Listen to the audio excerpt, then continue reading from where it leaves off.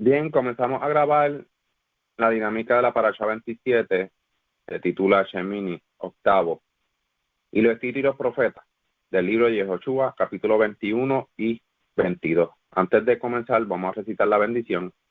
Bendito eres tú, oh Creador, Rey del universo, Creador de los cielos y la tierra, que das entendimiento y sabiduría para guardar tu ley y entenderla de todo corazón. Bendito eres tú, oh Adonai, dador de la vida, la cual tu justicia es justicia eterna y tu Torah la misma verdad. Baruch Hashem Adonai Lolam, bendito sea el nombre de nuestro Señor por siempre. Amén, y amén. Amén, y amén. Amén, y amén. Bien, primera ronda, pues daremos un resumen de lo que es la Parashá 26, en este caso sería 26 porque él se repite. Y si alguien quiere abordar las haftarás, lo puede hacer. Y la segunda ronda, pues seguiremos con los capítulos mencionados del libro de Joshua. Una vez termine este libro de Joshua, comenzaremos mirando el objetivo de otros libros y otras dinámicas para fines educativos y de comprensión. Esta parashá ya se había grabado. Si alguien quiere escuchar, volverla a escucharla y escuchar comentarios diferentes a la que se va a hacer aquí, lo puede hacer. Están grabadas en el canal de YouTube, así que les exhorto a cada uno que la pueda buscar. Se está trayendo nuevamente esta parashá a comprensión sobre la dinámica de Shemini, que es octavo, debido a que nos estaremos basando según las lecturas del Consejo de Sabios en Israel. Pues se trabajo bajo ese fin. Estas son colocadas en la web y tienen un propósito secuencial para llevar las dinámicas según los eventos, los tiempos designados y las festividades. Así que lo importante aquí es poder disfrutar y gozarnos de la escritura y que cada vez sea más de esta, se haga una buena comprensión lectura que podemos sacar entre todos. La página de Cartwright en inglés, en California, tienen otra parashá diferente, so que aquí vemos la diversidad que podemos crear también, de seguir fomentando y no perder el hilo de la conexión de la Torah. Así que yo creo que este es el fin principal de todo esto y que podemos hacer más adelante. Realmente voy a hablar de las haftarás porque ya de lo otro hay mucha explicación dada de parte de nosotros, pero si alguien quiere repetir nuevamente lo mismo, pero bajo otras palabras, pues lo puede continuar haciendo.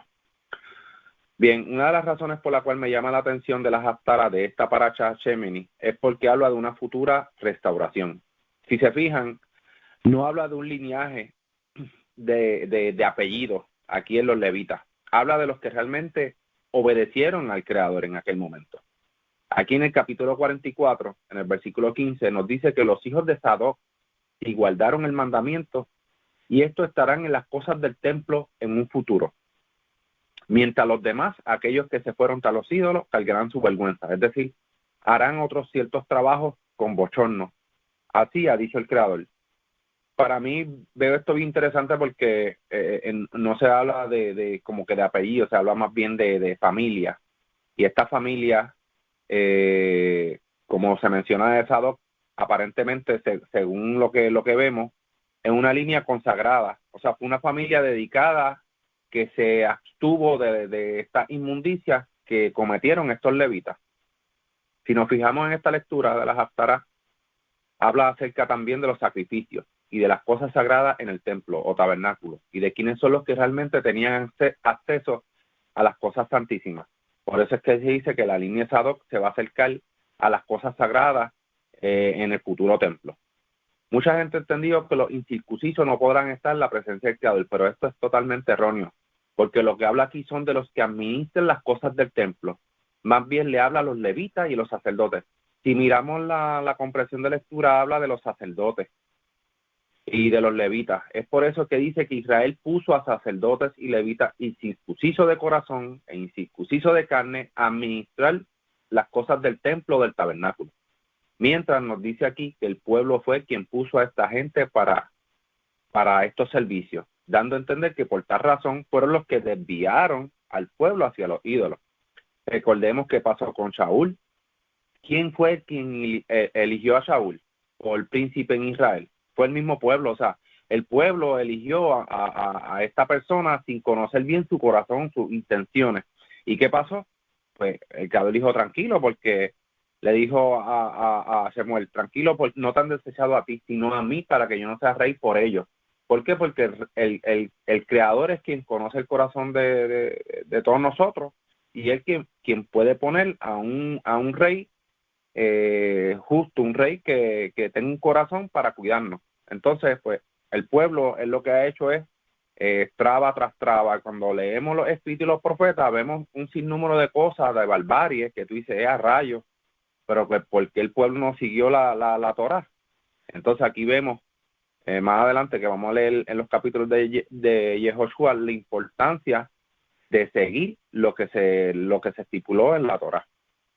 Entonces, esto no lo escogió el Creador, o sea, el Creador no escogió a Saúl, sino el pueblo. Así que el Creador permitió que sucediera todo lo que pasó para darle una decisión al pueblo. Quien debe de escoger al príncipe sobre ello es el Creador, no el pueblo. Así como lo fue Moshe y así como lo fue Yehoshua, que fueron consagrados a la vista de todo el pueblo. Para mí esto es bien interesante. Estas personas también eran guías que sabían consultar al Creador para que el pueblo se mantuviera recto en la ordenanza y no se desviara. Seguimos con la ronda con Ilian. Adelante, Ilian. Sí, gracias. Yo en realidad no tengo nada que añadir a la parasha que se había discutido ya el Shabbat pasado, pero quería entonces dejarle proseguir esta ronda con Minerva, porque sé que Minerva no pudo participar el Shabbat pasado, y quizás ella sí pueda añadir algo de esa parasha, y para la próxima ronda pues quería abundar sobre algo que escribí del estudio de la lectura de Yehoshua. Gracias. Gracias, Ilian, por el aporte. Seguimos con la ronda con Minerva. Adelante, Minerva. Sí, shalom, gracias. Aquí Shemini realmente es el día octavo luego de la inauguración. Entonces, usualmente el día octavo viene siendo otra vez comenzando algo nuevo. O sea, ellos pasaron ya los 7 días de inauguración, como el niño que es circuncidado en el octavo día, es como algo nuevo que comienza el octavo día. Asimismo, como el séptimo día, pues el próximo día pues viene siendo el primer día, comienzo de la semana. Siempre habla de unos comienzos. Entonces, especificaciones para este octavo día más bien eran otras ofrendas. Dice que le dijo a Aarón, toma para ti un becerro para ofrenda por el pecado y un carnero para ofrenda quemada, ambos perfectos, y sacrifícalos ante Elohim. O sea, había una ordenanza otra vez de ofrendas o corbanos para el pecado, otra vez comenzar de nuevo, y la ofrenda de fuego. Y se le ordena exactamente cómo traer esa ofrenda. Entonces vemos el caso de Nadab y Abihu, que tomaron fuego extraño.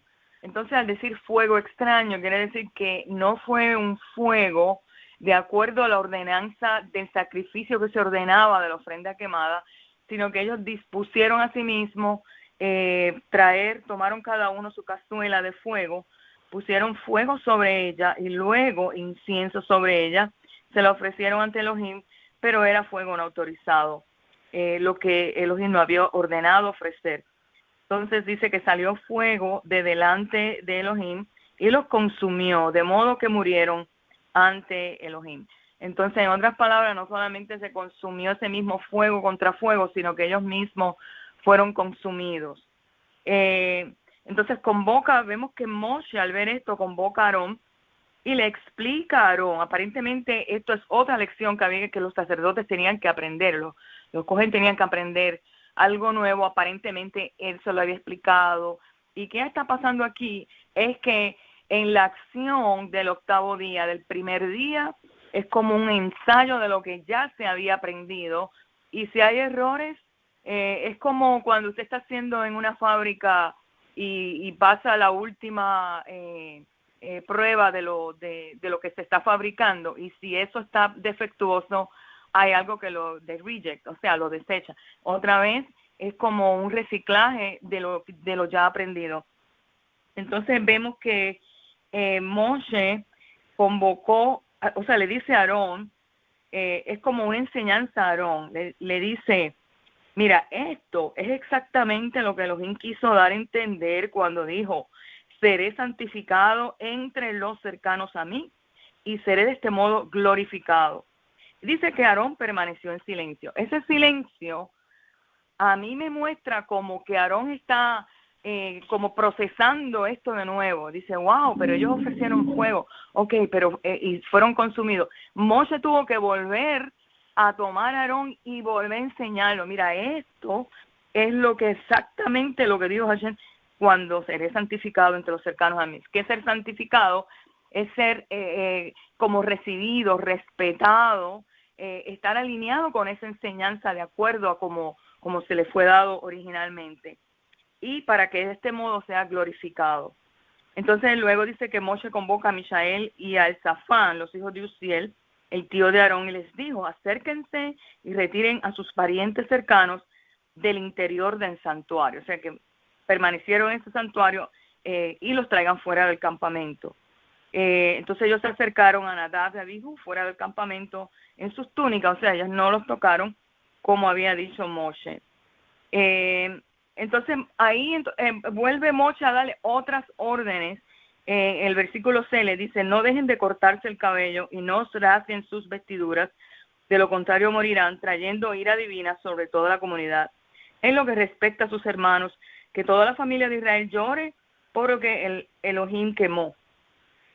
No dejen la entrada de la tienda de comunión, no sea que mueran, porque el aceite de unción de Elohim está aún sobre ustedes. O sea, todo esto denota una gloria que estaba posándose en ese momento, y ellos tenían que estar verdaderamente preparados para acceder a esa gloria, para cómo intervenir con esa gloria. Entonces, no solamente pues pagaron con sus vidas en la enseñanza, por el hecho de ser sacerdotes, pagaron con sus vidas, pero ellos eran los primeros que tenían que acatar esta instrucción. Y así por el estilo, él ordena el servicio, la finalización del servicio, habla de las leyes dietéticas, o sea, está hablando de cómo se van a santificar, no solamente en lo externo, sino en lo interno, en lo que van a consumir, en las ofrendas que se van a ofrecer. Entonces, de manera que el empezar, no fue motivo de tanta alegría, sino que aquí vemos ya 2 muertos acabando del primer día. Entonces vemos que sí, esto le costó al pueblo aprender y sumamente implicaba que Aarón ahí mismo, pues, del mismo momento, como él guarda silencio y tiene que hacer una reflexión y otro aprendizaje. O sea, la lección en esto es que no porque ellos habían pasado los 7 días de inauguración y habían sido santificados, todavía había un aprendizaje que hacer para que ese primer día fuese completado como se lo había dicho Moshe. O sea, que había que entrar en esa dinámica de ellos como sacerdotes. Pues nada, esto es lo que quería añadir. Gracias. Gracias, Minerva, por el aporte. Seguimos con la ronda con Esi. Adelante, Esi. Bueno, pues bastante parecido, ¿verdad?, a lo que dijo Minerva y lo que ella compartió. Pues vemos que pasando del ritual de la inauguración, ¿verdad?, sobrevino esa tragedia. Los 2 hijos de Aarón, a quienes Moshe había descrito, ¿verdad?, como 2 de los personajes más insignes de la nación, realizaron un servicio no autorizado y perdieron la vida. Muchos pueden comentar que fue o ignorancia o desobediencia. Y cualquiera que sea, ¿verdad?, su opinión en cuanto a esto, no podemos olvidar que el Creador siempre actúa con justicia. Tenemos 2 opiniones sobre el tema, ¿verdad? Una, que ofrecieron o emplearon fuego del altar, más que el mismo fue considerado extraño porque no había sido ordenado. Aparentemente el fuego no era permitido porque no era un fuego santo. Esa es la segunda. Y otra cosa que quería decir, lo otro es, ¿verdad?, que el Creador impone su justicia, ¿verdad?, estricta, incluso a los justos, ¿verdad?, y que por eso Él es honrado y temido. La gente dice que si tal es, ¿verdad?, la suerte de los justos, ciertamente el castigo de los malvados será aún peor. Imagínense, habían comenzado con algo la celebración de algo que se había estado preparando durante tiempo, y después pues sucede esa tragedia. Y pues nada, eso era lo que quería decir por ahora, porque Minerva mencionó mis otros puntos. Gracias, sí, por el aporte. Bien, pues continuaré hablando del capítulo 21 y 22 del libro de Yehoshua. Siguiendo la línea de Levi, aquí se comienza hablando sobre lo mismo. La heredad que había que darle según Bamidbar 35, o sea, números 35. Manda a los hijos de Israel que den a los levitas de la posesión de su heredad, ciudades en que habiten. También daréis a los levitas los ejidos de esas ciudades alrededor de ellas. Y tendrán ellos las ciudades para habitar, y los ejidos de ellas serán para sus animales y para sus ganados y para todas sus bestias. Y los ejidos de las ciudades daréis a los levitas serán 1000 codos alrededor desde el muro de la ciudad para afuera. Entonces, estos fueron a reclamar esa heredad. Muy interesante, seguimos viendo estas reparticiones por heredad según la suerte. Y ya habíamos mencionado que significaba según la suerte anteriormente, que era el Urim de Tumim. Estas reparticiones también se vuelven a repetir en el libro de Ezequiel, ya que habla del futuro templo, o sea, de lo que se va a hacer en un futuro según las medidas, según las reparticiones, según las tribus con estar localizadas, la parte del atrio, la entrada al Mishkan y un sinnúmero de cosas. ¿Quién iba a tener acceso a ellos y ese tipo de cosas? Dice así: así dieron los hijos de Israel a los levitas tal como el Creador lo ordenó. O sea, ellos estaban siguiendo todas las instrucciones una vez se estaban estableciendo en sus heredades. Todas las villas de los sacerdotes, hijos de Aarón, son 13, 13 con sus ejidos.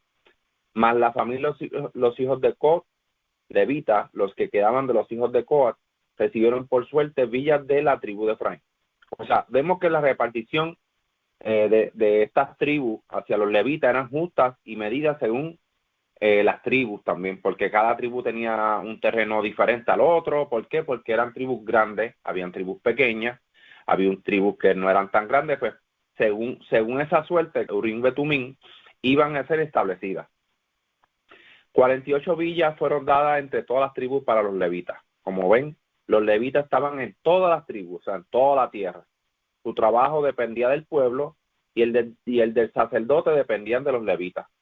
Esto era el famoso colectivo asombroso por parte del Creador. O sea, esto por eso fue que cuando aquel vio las tierras de Israel, vio cómo estaban organizadas, vio todo, o sea, dijo, wow, de verdad que realmente esto es un pueblo sabio. Y eso es lo que vemos dentro de la heredad de la tierra de Israel. Entonces nos dice al final del capítulo 21 que toda la palabra del Creador se cumplió y no hubo quien le pudiera hacer frente a Israel en aquellos días. Toda palabra del Creador fue cumplida. En el comienzo del 22 habla de hacer volver a los rubenitas, los gadites de la media tribu de Manasés, que tornasen nuevamente a sus tiendas, o sea, porque ya habían cumplido el mandamiento. ¿Cuál mandamiento? Y esto está en Bamidbar 32, comenzando el 20 en adelante. Cada que se habla de que ellos dicen, mira, vamos a dejar nuestro ganado, nuestros niños, pero nosotros vamos armados con ustedes para expulsar a esa gente. Y Moshe le pareció bien lo que habían dicho y que tienen que cumplir ese juramento. Así que vemos el cumplimiento de estas palabras según la ley y lo establecido. Esto nos muestra que debemos de hacer según conforme con estos ejemplos, porque aquellos juraban por el Creador y hacían según sus palabras. Hoy en día eso no pasa. O sea, tenemos que ponerle el lapicito, el papel, para que no me basta con tu palabra. Apúntame ahí, fírmame ahí. En aquel entonces no había ni lápiz ni papel, todo era un juramento de boca, de palabra. Eso tenía un peso bien grande. Entonces, vemos otro relato que le pareció mal a los ojos de Israel, o sea, una transgresión, y fue que los rubenitas y los gaditas y la media tribu de Manasés quedaron a hacer un altar, pero era como un monumento para recordatorio, no para sacrificar ni adorar. Entonces, si leemos bien ese capítulo al final, ya saben que se formó un meollo ahí. Entonces los hijos de Israel están diciendo, no, esta gente transgresión, esta gente... No, que esto, nada. La cosa es que el sacerdote Fines, hijo del sacerdote Eleazar, entendió sobre lo que querían decir los rubenitas, los gaditas y la media tribu de Manasés sobre lo que querían hacer. Y le aclaró las palabras a los hijos de Israel y pues cada quien volvió a su lugar en paz, adorando al Creador y tranquilos y en armonía. Así que ya que se iba a armar una guerra después de eso, pero espérate, hubo un malentendido, se explicaron por qué querían hacer eso, porque era en forma de monumento, así que entonces pues le dieron gracias al Creador y cada uno se fue a su lugar en paz. Seguimos con la ronda con Ilian. Adelante, Ilian. Sí, gracias. Bueno, siguiendo con la línea de la repartición de tierra, es bien interesante porque en el capítulo 22 de Yehoshua dice: ahora el Creador ha dado descanso a sus hermanos, como él dijo que haría, así que ustedes también regresarán a sus tiendas en la tierra de su posesión, la cual Moshe, el siervo del Creador, les dio al otro lado del Jordán. Solamente, esta es la parte importante, solamente tengan gran cuidado de obedecer la Torá que Moshe, o sea, las instrucciones y la Torá que Moshe, el siervo del Creador, les dio de amar al Creador su Elohim, seguir sus caminos, observar sus misbot, agarrarse de él y servirle con todo su corazón y ser. Es bien interesante porque hace poco en el grupo estaban preguntando sobre la gerencia y sobre sobre el mandamiento de guardar el año sabático, Shemitah. Y es bien interesante porque aquí, cuando hablamos de, ¿verdad?, de las tierras, aquí vemos que estas tribus tomaron tierras que no eran dentro de los términos de Israel, sino que era al otro lado del Jordán. Y quería leer algo que es bien interesante y tiene que ver con esto de la repartición de tierra y con lo de cumplir la Torah, incluso esta directriz de guardar estos años, el año Shemitah y el año Yovel, que el Shemitah es cada 7 años, el séptimo año, y el Yovel es cada 50 años. Estas leyes que tienen que ver con guardar estos años, se tienen que también cumplir con estas tribus, aunque estuvieran al otro lado del Jordán. Y es bien interesante, y quería leer algo rapidito. Dice: ¿dónde y cuándo se aplica Shemitah y Yovel, ¿verdad?, en las escrituras? Las leyes de Shemitah y Yovel se aplicaron claramente dentro de la tierra de Israel, cuando estaban gobernadas por una legítima teocracia judía. Esto de teocracia quiere decir que estaban bajo un gobierno que se dejaba llevar por unas instrucciones religiosas. En este caso, pues sabemos que Israel se regía por un gobierno que seguía la Torá, porque incluso cuando había reyes, el rey tenía que también regirse por la Torá, y tenía que consultar también con los levitas, con los sacerdotes. Todo era un gobierno que se regía por unas leyes religiosas, ¿verdad?, que en realidad es por la Torá, por lo que el Creador demandaba del pueblo.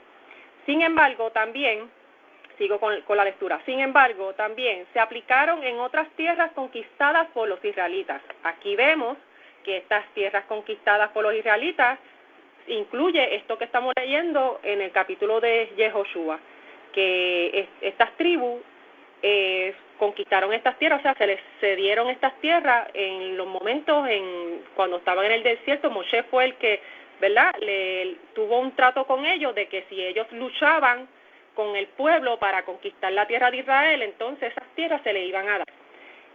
Dice: esto se debe a que con respecto a Yovel, la Torá dice: en el día de la expiación harás una proclamación con trompetas, anunciando el Yovel por todas vuestras tierras. O sea, se está hablando en plural, todas vuestras tierras, o sea, la tierra de Israel y todas las demás tierras que hayan sido conquistadas por los hijos de Israel. Eso se lee en Levítico 25:9.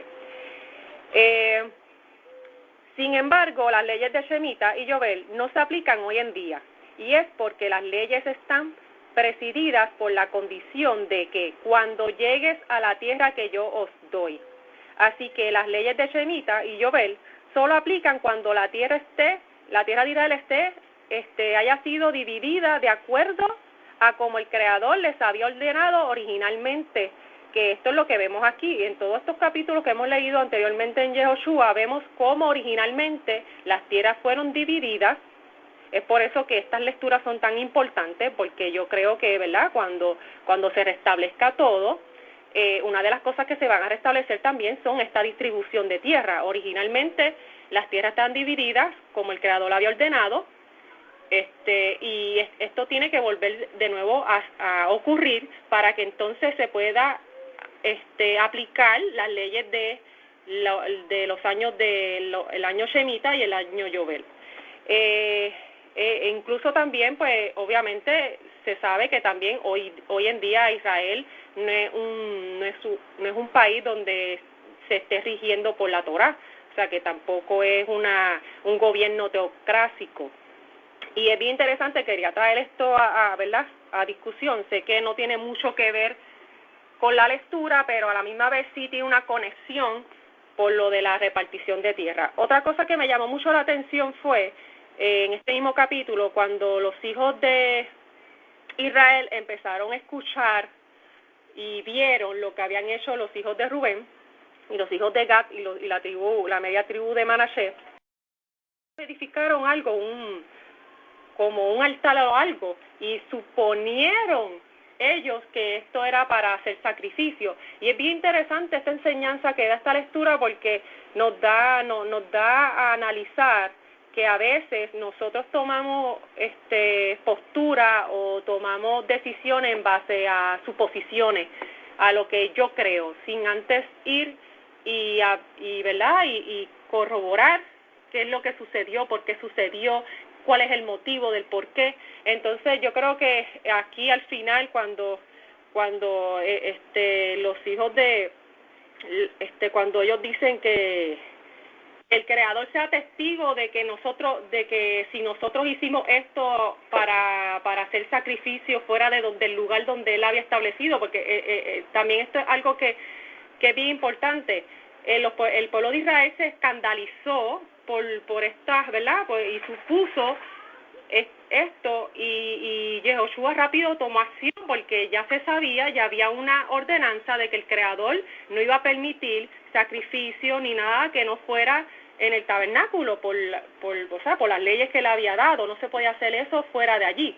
Entonces vemos que Yehoshua tienen esta conversación, se hace como un juramento de que sea el Creador el que nos juzgue. Y es bien interesante porque leemos en Deuteronomio 10, versículo 7, dice: porque Adonai, nuestro Elohim, es el Elohim de todas las cosas y el Señor de señores, el Elohim grande y poderoso y temible, que no hace excepción de personas ni admite soborno, que hace justicia al huérfano y a la viuda y ama al forastero y a quien da pan a quien le da pan y vestido. O sea, el Creador es el creador de justicia, es el creador de la verdad.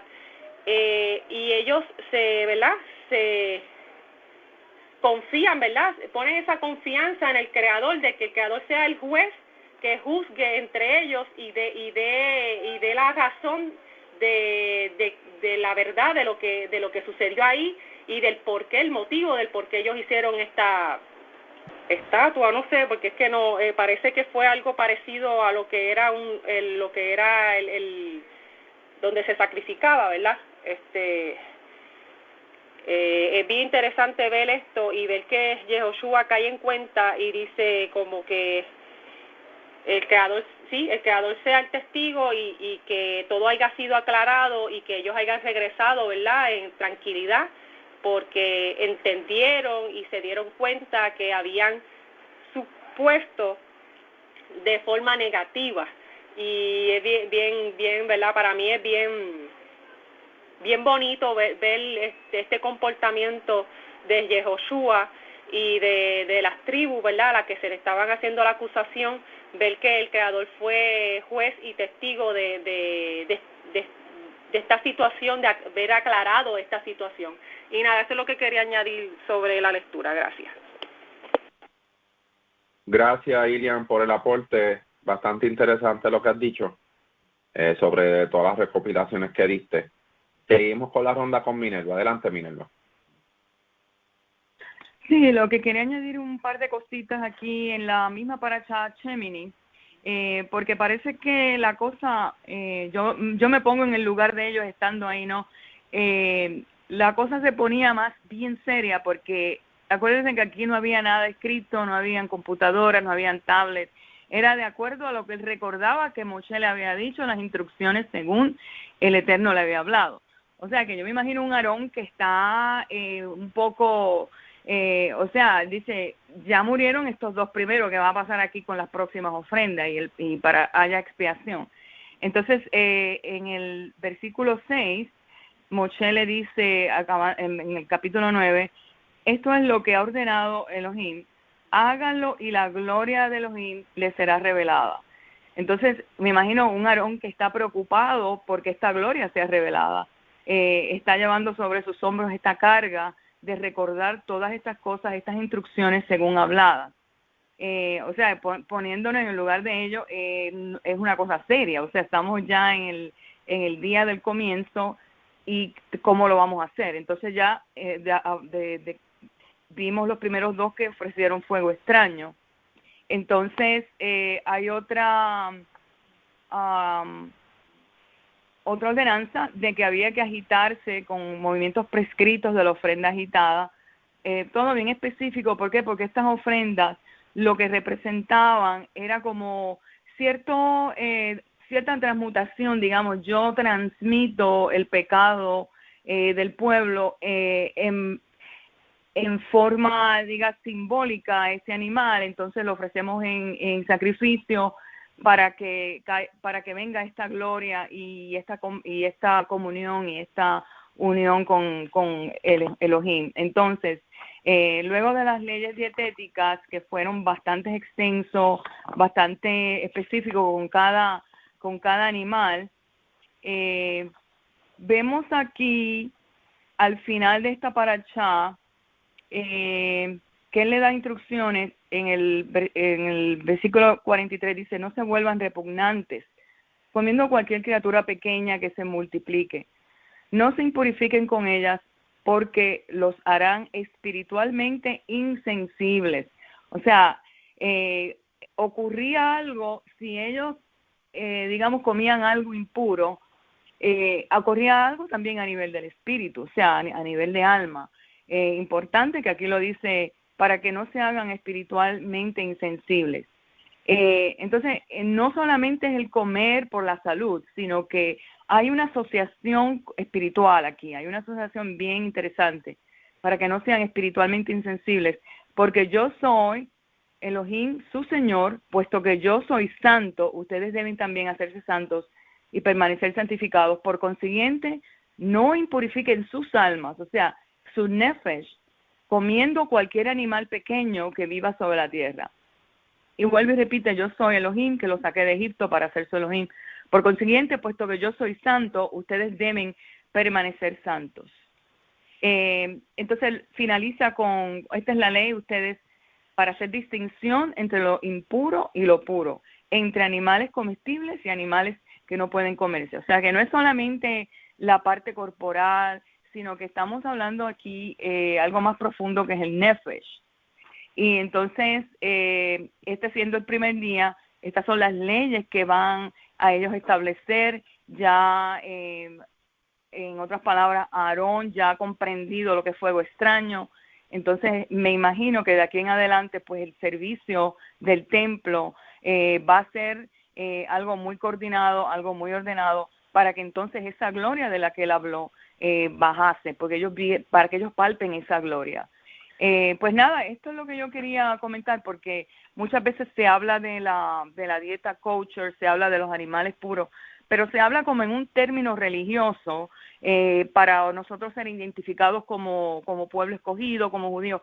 Pero hay que ver, la base de todo esto es que sí contamina, hay una contaminación a nivel de nefesh, de acuerdo a la identidad de ese animal, lo que produce. Y entonces estas son las cosas como verla no como simplemente darle una explicación, porque eso está prohibido, porque eso da enfermedad, sino que aquí hay un nivel espiritual en todo esto. Pues nada, eso es lo que quería compartir. Gracias. Gracias, Minerva, por el aporte. Seguimos con la ronda con Esi. Adelante, Esi. Es muy interesante lo que dice Minerva, ¿verdad? Porque ella tiene razón. Las explicaciones siempre provienen de que no, porque eso es malo para la salud. Y sí, es malo para la salud cuando venimos a ver, pero que también conlleva algo pues más profundo, y es que es el alma, o sea. Entonces son dos factores, no solo uno. Y quería compartir algo de la Haftarah, ¿verdad? Porque vemos la similitud, ¿verdad?, entre estos dos eventos. O sea, dice que Usa extiende sus manos hacia el arca y la toca, y que eso provoca la ira del Creador. ¿Y por qué provoca la ira del Creador, verdad? La explicación es que solo un Cohen y un Levi podían tocar el arca. Entonces, dice el texto que lo castiga por su error y que él cae fulminado junto al arca. O sea, ahí pues vemos la similitud entre los dos eventos, porque Nadab y Abiú también caen fulminados al piso, igual que Usa. Y eso me deja pensando, porque hoy día la gente le gusta decir algo que yo lo escucho y me da temor. La gente dice, no, que me juzgue, que el Creador me juzgue, que me pase juicio él. Yo digo, wow, verdaderamente la gente es ignorante y no saben cómo el Creador pasa juicio. Y que cuando se enciende su ira, ¿verdad?, pasan cosas que tú dices, wow, como estos dos casos, ¿verdad? Ellos erraron y pagaron con sus vidas. Entonces, tenemos que pensar cómo nos expresamos, las cosas que hacemos en el diario de vivir, y tenemos que filtrarlo todo por la Torah, ¿verdad? Nuestras vidas, nuestras acciones, lo que hablamos, etcétera, etcétera. Y no ser tan ignorantes, ¿verdad? De como la gente dice, ay, yo hago lo que sea, hago lo que me dé la gana, y que pues el Creador me pase juicio. Eso es muy, pero muy... Decir eso es como que no tener el temor del Creador, ¿verdad? Entonces, pues quería compartir eso para que reflexionen. Y pues nada, eso era lo que quería añadir. Gracias, Esi, por el aporte. Definitivamente mucha gente desconoce de lo que es el juicio del Creador. Y pues dentro de la ignorancia del Creador posiblemente te juzgue dentro de tu ignorancia, te dé un castigo dentro de tu ignorancia, no conociendo. No es lo mismo conocer y pasar por un juicio que no conocer y pasar por un juicio. Aunque uno pueda ver que sea el mismo castigo o la misma penalidad, pero yo no creo, porque tú no vas a juzgar a tu hijo si no conoces de algo como si lo conociera. Simplemente le das un regaño fuerte y le explicas. Y yo creo que el Creador es bien justo en eso. Y sí, es como tú dices, pues para el que conoce y diga que el Creador me haga un juicio de acuerdo a lo que yo hice, pues es bastante fuerte el contexto en que lo trae. ¿Alguien de los que está por Telegram quiere dar algún aporte? Veo que está por ahí conectada Yolanda, Emilio. No sé si alguien de los que está por ahí quiere dar algún aporte. Ok. Voy a hacer un intento, a ver si sale algo. Bueno, aclarando un poco al respecto, como bien se venía diciendo, no es lo mismo un pecado de soberbia, pecado de rebeldía, que cuando se hace un pecado por ignorancia.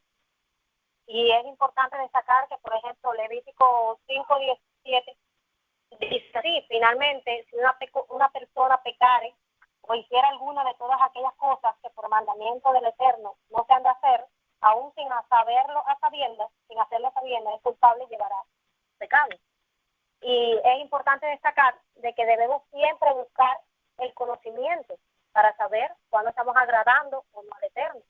Como decían los profetas, mi pueblo fue destruido porque le faltó conocimiento.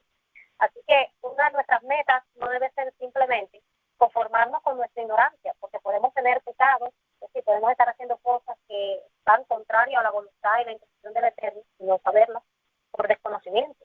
Así que nuestra meta, como David, debe ser abre nuestros ojos para que veamos las maravillas de su ley, para que podamos comprender lo que el Señor quiere decirnos para nosotros. Y abundando un poco en el tema general y central de esta parashá que me llamó mucho la atención, es el tema de la santidad, porque todo el mundo enfatiza mucho en la idea de la santidad.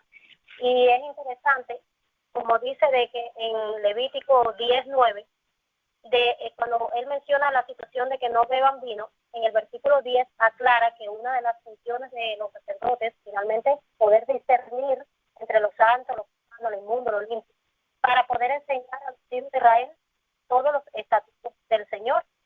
Y el propósito de toda la Torá finalmente es que nosotros recibamos esta instrucción. ¿Y cuál es el propósito de la instrucción? Levítico 11 nos ayuda mucho al respecto porque nos enseña, como bien aclaraban ahorita, para mantener primero nuestra alma purificada, como bien hablaban, no solo trata acerca de salud, sino también acerca de purificación del nefesh, y también habla de que nosotros debemos ser santos porque el Eterno es santo. Es decir, que la meta principal por la que nosotros buscamos la santidad es para imitar al Eterno. El 45 nos dice, seréis santos porque yo soy santo. Y eso constantemente se ve reflejado en la Escritura. Por ejemplo, en el número 15:40 dice, para que os acordéis y hagáis todos mis mandamientos y seáis santos a vuestro Dios. El 22:31 dice, seréis varones santos. El Levítico 11:44, que fue el que leímos, habla también de la importancia de mantenerse santo para no contaminar la tierra, las personas. Y así vemos constantemente, por ejemplo, Levítico 19:2 dice, santos seréis porque yo, el Señor, soy santo. Es decir, que la santidad es un tema que se ve constantemente en la Escritura. Y hay un versículo que nos enfatiza mucho, que me gusta, que dice, para que os acordéis y hagáis todos mis mandamientos y seáis santos a vuestro Dios. Es decir, que la santidad se encuentra cuando nosotros buscamos el mantenernos en sintonía y en obediencia al mandamiento del Señor. Y una de las funciones que tenían los sacerdotes, por tanto, era esta. En Malaquías 2:5-8, el Eterno exalta una de las cualidades de Leví en su pacto y justo fue esa, donde dice, la ley de verdad estuvo en su boca, e iniquidad no fue hallada en sus labios. En paz y justicia anduvo, e hizo apartar a muchos de la iniquidad. Porque los labios del sacerdote han de guardar la sabiduría, y de su boca el pueblo buscará la ley. Y es interesante notar que ya sea los sacerdotes en la antigüedad que estaban ejerciendo cuando estaba el templo, o ya sea de una manera u otra, cuando nosotros estamos incluyéndonos en la ley, estamos poniéndonos en sintonía con la voluntad de Dios y estamos volviéndonos en santidad. Porque santidad para el Señor es hacer su voluntad y dejarnos guiar por Él. Y no llevarnos por nuestro propio impulso o lo que nosotros consideraríamos nuestra propia justicia, en el sentido de creyéndonos que haciendo cualquier cosa podemos agradar al Señor. Sin embargo, la Escritura es clara. Debemos obedecer al Señor para que Él nos considere exactos y para que Él considere que estamos andando en un camino de justicia. Y bueno, era el centro de la parashá, que era lo que más me había llamado, porque, como bien dice, para hacer diferencia entre lo inmundo y lo limpio, y entre lo santo y lo que no es santo. Un aporte de la parashá. Gracias, Yolanda, por ese tan excelente aporte. Todos han dado excelentes aportes, de eso se trata esta dinámica. Estoy totalmente agradecido con todo y con todos los aportes que cada uno de ustedes dan, así que son bien apreciados y valorados. Quería en esta última ronda hablar un poco sobre pues, la festividad que se aproxima. No hablar en detalle, sino más adelante vamos a hablar de esos detalles, pero quería hablar sobre el avistamiento de la luna. Como sabrán, el Consejo Sabio en Israel da un pronóstico más o menos preciso para que cada uno en el exilio, aunque estamos en el exilio, pueda separar esa fecha con un tiempo razonable. ¿Qué sucede? También tenemos personas que están en Israel buscando esa cebada, buscando la maduración, buscando si se vio la luna, si no se vio. Y realmente pues eso nos apasiona porque estamos retomando ese camino que es el que establece la Torá. Sin embargo, Yo sé que ya hoy se tiró un comunicado de que no se pudo hallar la luna visible en Israel. Y para eso deben de haber varios testigos que la declaren. Ninguno de los testigos fidedignos declaró como que se vio la luna. El por qué es porque hay como neblina y no se puede ver, por lo tanto, no se pudo declarar. ¿Qué sucede? Estando nosotros en el exilio, cuando ya separamos una fecha tan pronta que tenemos pues, que trabajar tal vez 5 días, 6 días, 7 días y se nos hace difícil reservar esta fecha, ya el Consejo de Sabios estipuló unas fechas predeterminadas para reservar ese día. Sin embargo, hay aplicaciones que también ayudan a encontrar el porcentaje de iluminación según la luna creciente, o sea, la pestaña. Para muchos, ya empezó desde hoy, el primer día del mes, que es el escenario, según tiene Débora, el escenario 3, y el escenario 4, por defecto, no puede pasar más de 30 días, sino que por defecto se tira que es mañana. ¿Qué sucede? Van a haber 2 escenarios de hoy, a partir de hoy, y va a haber otro escenario que es a partir de mañana. De acuerdo a ese escenario, el primer día y el último y el séptimo, o sea, el último día de panes y levadura, pues eso varía y va a cambiar. Al igual que el día del Shavuot también va a cambiar. ¿Por qué? Porque cuando se declara ya el del domingo para lunes, que es lunes, ya el conteo para Shavuot empezaría la próxima semana, o sea, después del próximo Shabbat. Lo que quiero dejarles saber es eso, que van a haber 2 escenarios. Y no quiero pues que vaya a haber algún tipo de confusión. Luego yo lo publicaré en el grupo. Y sobre todo lo más importante es que nos mantengamos lo más firme y lo más cercano a lo que nos dice la Escritura. Para muchos se les va a hacer difícil poder cambiar, hacer un switch rápido. A otros pues se les va a hacer más cómodo, más fácil. Así que voy a leer una cita que dice aquí Shoftim, Jueces 21-25, y es algo que yo siempre menciono o escribo. Dice: en estos días no había rey en Israel, cada uno hacía lo que el bien le parecía recto delante de sus ojos. O sea que nosotros debemos de tomar una decisión que nos parezca recta de nuestros ojos. Estamos en el exilio, no hay un rey en Israel que nos diga, mira, esto es lo que es, sino que cada uno conforme a lo que va encontrando, eso es lo que vamos dando. Así que les traigo esto porque es bastante importante pues que lo conozcan. Por otro lado, mencioné algo de la aplicación. Pues hay aplicaciones que ya te dicen que ya para hoy hay un 0.9% de iluminación. Eso quiere decir que si no hubiese sido por esa neblina, sí se hubiese visto la luna. El mes pasado hubo un 0.3% de iluminación para el día 3 de marzo y se declaró como primer día. Eso quiere decir que hoy un 0.9 significa que hay más iluminación y por ende, si no hubiese sido por esa neblina, sí se hubiese declarado ya hoy como el primer día del mes primero.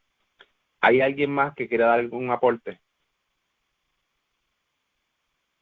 Sí, yo quería añadir algo sobre lo que habló Minerva y Yolanda y Esi, que quería ampliar un poco el concepto de hacer abominables sus almas, porque aquí en la parasha cuando se habla, pues se habla de la comida, o sea que no coman de estos animales porque va a ser abominación y van a hacer que sus almas sean abominables.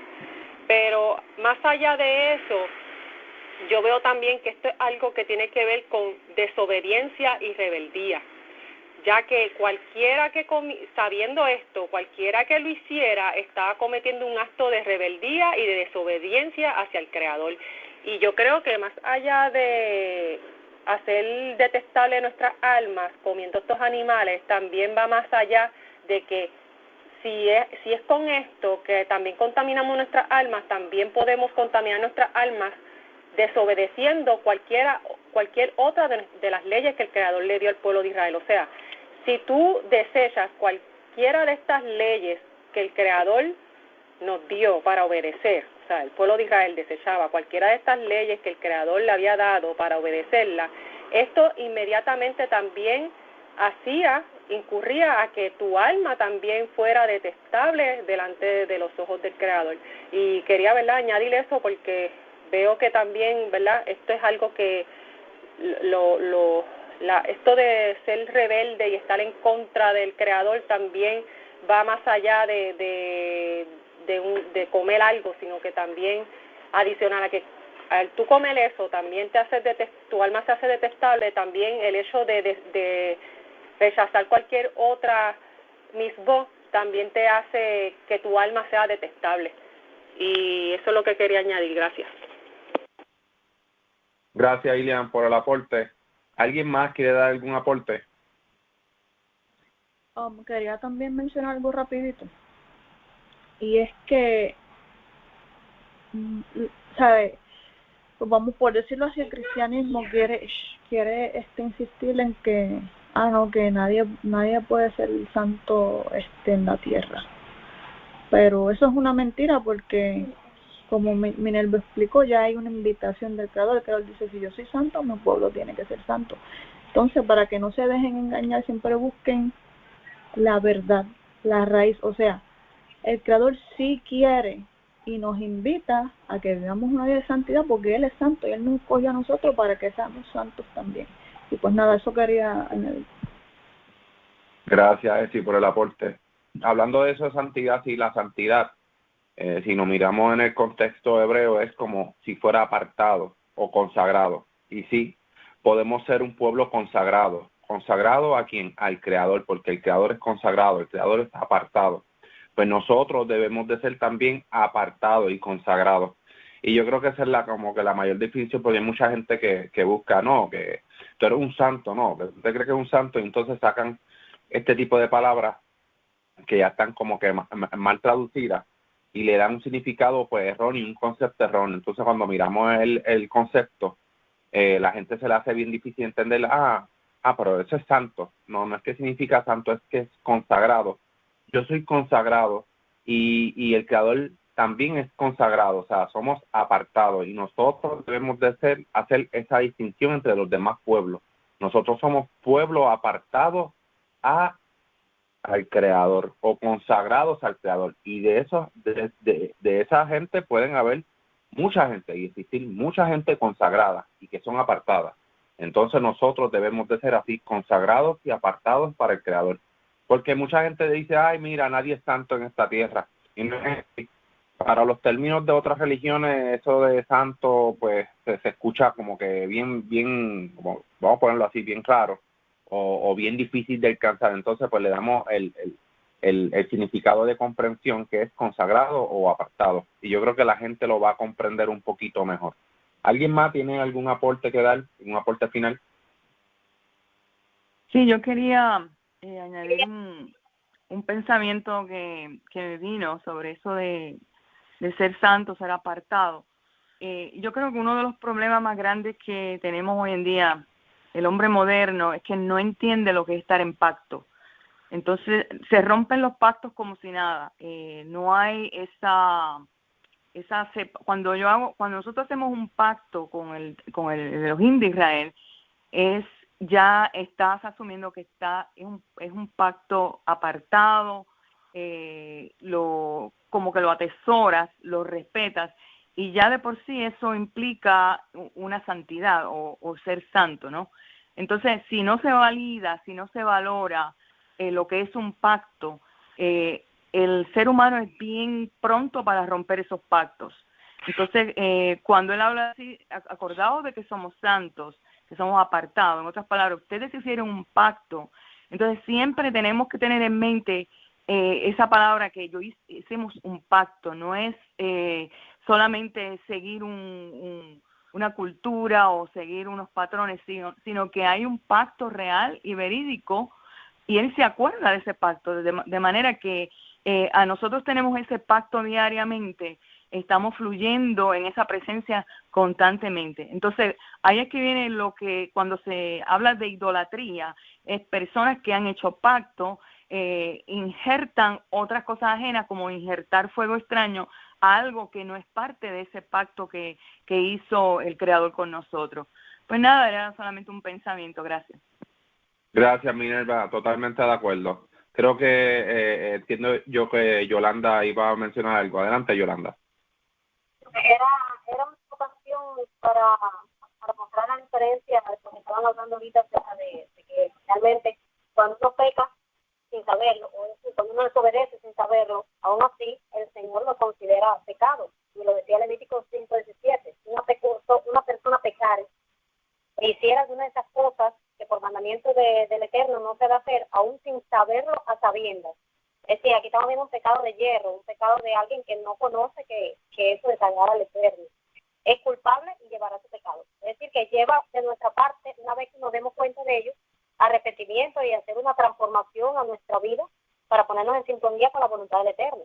Pero sin embargo, vemos entonces el número 15:30 y vemos un pecado ahora de soberbia. Es mucho más serio, porque dice que la persona que hiciera algo con soberbia, es decir, con orgullo, con arrogancia, lo hiciera a propósito, así sea un natural o el extranjero, ultraja al Eterno. Es decir, en este caso lo ofende, realmente lo está provocando. Es derrotada del medio de su pueblo. Es decir, que se vuelve aún tan serio que finalmente el Eterno puede dejar de considerarlo como formar parte de su pueblo. Y el no formar parte del pueblo del Eterno es como decir que lo ha perdido todo con él.